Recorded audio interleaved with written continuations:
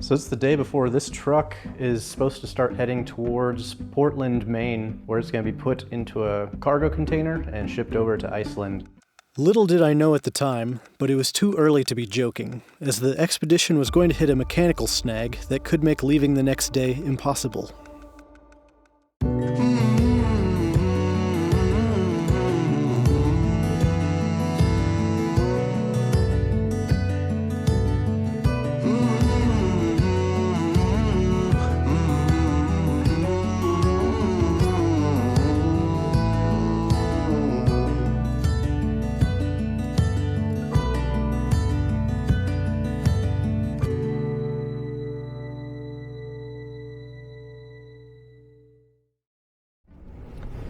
So a little bit of change of plans. So I was trying to change those right wiper blades, and the rear wiper blade, so the actual rubber insert part, came off no problem on the back one, slipped on the new rubber piece, no problem. On the front one, the rubber pieces came off no problem, but trying to thread the new insert on was not working. I've probably messed with that thing for 30 minutes trying to get it slid on, and it just wouldn't go on properly. So we are on our way to Toyota to pick up some whole wiper assemblies. So try to save a few bucks, try to save Mother Earth by throwing away less wiper material, but here we are, 18 hours from driving across the US, trying to get some wiper blades. Made it to the Toyota dealer. Gonna grab some wiper blades, get them installed, and head home. Alright, new wiper blades installed. Did it here at the Toyota dealership to make sure that there was no chance that I got the wrong wipers and headed out. So they are wiping like a boss, no streaks. So let's head home, get out of here. Pulling out of the neighborhood on our way to Portland, Maine on the first leg of this epic trip. It was a little bit emotional, always is, leaving Amanda and Bentley here. They're gonna be fine, but those are my people. Continue 3/4 Even of Bentley. a mile. I'm looking at the Garmin now, and I've got 23 hours and 58 minutes till I hit Portland, Maine. Quite a bit of driving ahead of me, all solo. Probably gonna be mostly interstate, trying to be risk averse while trying to get this truck out to Iceland. It's kind of surreal. I still don't quite feel like I'm kicking off this journey that I've been planning for 2 years. Didn't sleep great last night. A lot of excitement to get this trip kicked off. Bit of a personal landmark coming up. See the St. Louis Arch over there. We've got the Mississippi River coming up just ahead. And this will be the furthest east I've ever driven. But crossing the mighty Mississippi here, this is forging new territory for me. You'll remember, we left San Francisco in May of 2020 and crossed a number of trails on the way to our home in Kansas City. Here, we spent the next year continuing to prepare for an eventual expedition to Iceland. After leaving the house this morning, the plan for today was to drive until I got tired. Then, the next day, I'd complete this truck's crossing from the Pacific to the Atlantic upon arrival in Portland. Back on the road this morning, leaving Akron, Ohio. Not too much news to report. Didn't push too hard last night. I was feeling pretty good. I think I actually came in around 11 o'clock local time, which was, really 10 o'clock my time. So I was pretty ready to hit the sack to get some rest, but I'm not feeling drained at all today. Feeling well rested. Got a shower. Did some stretching at the hotel. So feeling much better today, this morning. After hours of driving across fields in the Midwest, the scenery started changing as I approached the East Coast.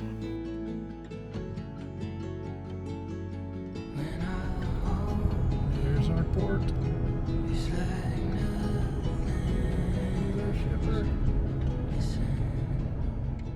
Got into Portland last night. It was a long drive. I was pretty frazzled by the time I got in, but it looks like a really cool town. A lot of old brick buildings. It's got that real port feeling. I'm right by the water right now, so there's boats everywhere. Smells a little salty. Smells like an air freshener because of all the pine trees too. Really interesting vibe going on out there. So today, I think I'm just going to grab the camera, try to wander around the town, see a little bit of the town before dropping off the truck tomorrow. Still hasn't quite hit me what I'm doing here. Covered 1,300 miles in 2 days in the car, so it was basically get up in the morning, eat some breakfast, hop in the car. Just kind of woke up here and hasn't really sunk in what I'm doing. Trying to get my wits about me, but the scale of what's really happening here just hasn't sunk in yet. You plan these things for months and months. Didn't actually put in too much thought into this part of the whole trip. Like I was on TripAdvisor just minutes ago, like, what is there even to do in this town? I haven't even thought about like this portion of the trip yet and how it works into everything. It's immediately clear when you get to downtown Portland that this is a coastal town. It's the largest city in Maine, but still has a small town charm with only 68,000 residents. The main street into downtown parallels a bunch of wharfs and marinas, and you immediately notice the locals, tourists, and businesses getting out on the water. Casco Bay, the body of water next to Portland, has one of the oldest ferry lines in the U.S. with a history that goes back more than 150 years. The line has 5 ships ferrying people, cars, and mail to a bunch of different islands on the bay. It was once said that there were as many islands on the bay as there are days in the year, but the real number is about half that. You can join the established ferry routes or charter a water taxi to go anywhere you want on the bay. You could go fishing, wildlife viewing, and there's plenty for history buffs to check out.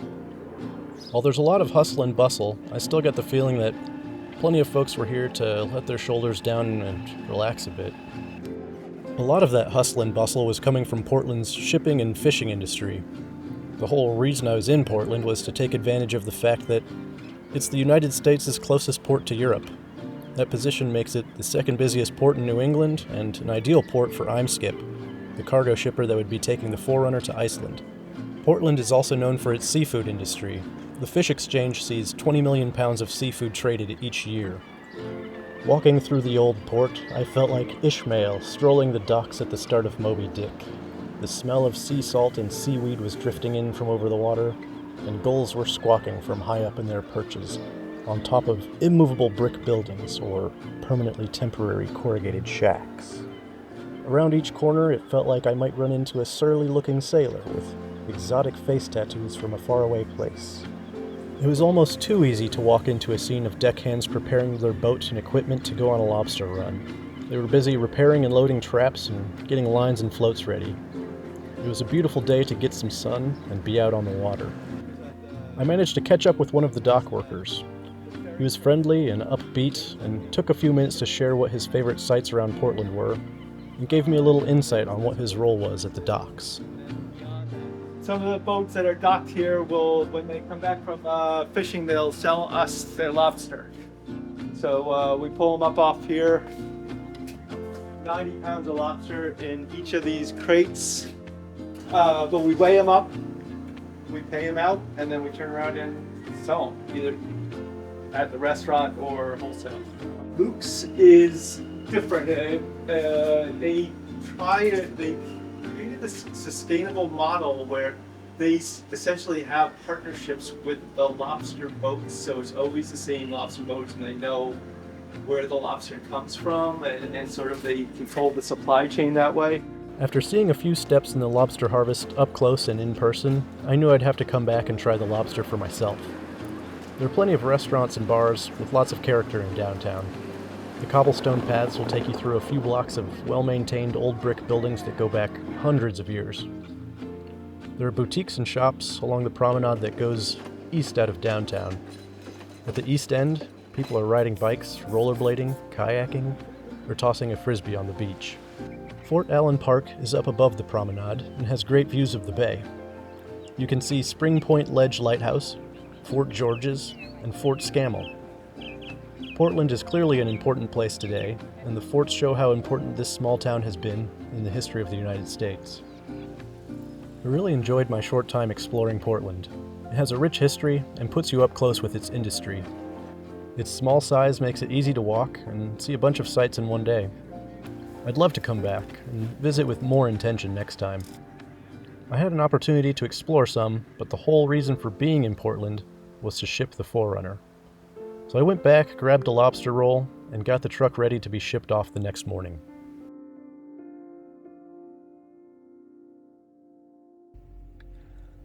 I've made it to the port. I'm outside the gate still. There's a ton going on here with cranes and tons of trucks behind me, loading and unloading these big containers. So I think the next step is to call this number on the gate. Hopefully somebody inside knows what's going on.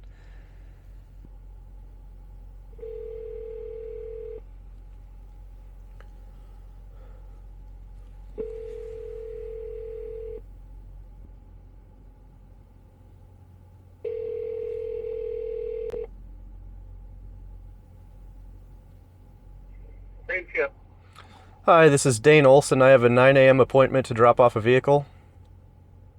Yep, what's your booking number, sir? You're in front of the gate? Yeah. Yep, come on in. All right, see you then. Thanks. Yep.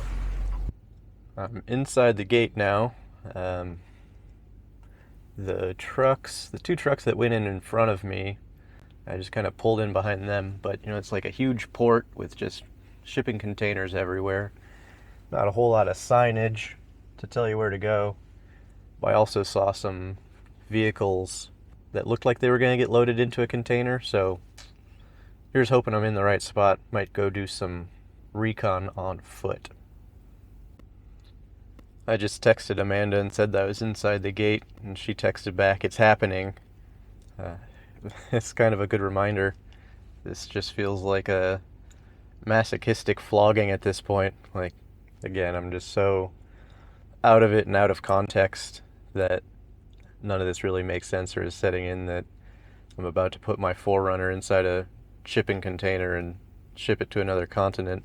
Eventually, a port worker showed up around where I had seen the other cars waiting, so I moved the 4Runner over there. All of a sudden, I was out of the truck, signing release papers, and being driven back outside the gate. I didn't get an explanation of what had just happened or what happens next. I've gotten pretty attached to the 4Runner, as it had played an important role in our history, and had a vital role coming up for our Iceland expedition, so it was unsettling to be suddenly separated. So now I'm back outside the fence, with kind of a shallow amount of documentation here. This really just calls out like scratches on the thing. It's not really a bill of lading. So yeah, I'm going to try to call some numbers and see what I can confirm. Talk to Mike. I don't need a bill of lading. I just need this booking number that they gave me, so I think that's it for today. With the 4Runner in port and out of our custody, I headed to the airport and back to Kansas City, where we spent the rest of July anxiously hoping that our truck would show up in Iceland without an issue. The past month has been largely uneventful. We kind of watched the ship go from Portland, Maine up to Reykjavik. That was pretty cool to track the progress, and that there's even an app that can let you see that kind of information for free. With such detail. So that was pretty cool. It's July 29th, so it's Thursday. We're supposed to fly out Saturday. I guess this is kind of the crunch time for us. So on a couple fronts, like the 4Runners made it to Iceland, but it's in customs right now, and it's pretty opaque what's going on there. I've made a ton of phone calls this week. I'd say probably like 15 phone calls with the shipper, just trying to track down like who knows what's going on and is there anything I need to be doing? Am I filling out paperwork? It's very much like driven by me to make sure that this thing makes it out of customs. So I finally found somebody who had a couple forms that I needed to fill out, so I filled those out. And then one of the other requirements to clear customs was insurance. Like months ago, back in May, I asked like, "Oh, how is insurance handled once it reaches Iceland?" They said, "Oh yeah, we can handle that." So the person who's working through my customs case on the shipper side of things, when they reached out and I filled out these forms, they said, "Oh yeah, you're going to need insurance too." And like, I don't know, I thought you guys were taking care of that, and so I haven't had any insight into what's going on there. So I'm hoping that they're taking care of it. I called them this morning. The individual who's handling my case wasn't available, so I left a message. They were supposed to call back. Didn't get a call back. I actually started looking on my own, like in the case where they couldn't provide insurance for me or didn't have that ability. I found a lady in the Netherlands who like specializes in insurance for overlanders and people who are traveling across borders and internationally. So I've got a backup in case I'm Skip, the shipper, can't take care of my insurance. So that feels like at least I've got a backup. We don't fly for a couple days, then we weren't planning on picking up the truck for a couple days anyhow, so they've got a little bit of time to work through their process. So we should be able to go like knock on doors and say, hey, what's up with the truck once we get over there, which will be helpful, I think. The other snafu that we're working through right now is, so I was going through my email today and I had signed up for Icelandic travel restrictions updates. Iceland's now requiring PCR or quick antigen testing before you board a flight to Iceland. And so like looking at the calendar, it's Thursday. Got this email at like 11 o'clock. Midday Thursday, we're supposed to fly out Saturday morning, so we've got like 36 hours between now and when we're leaving the house.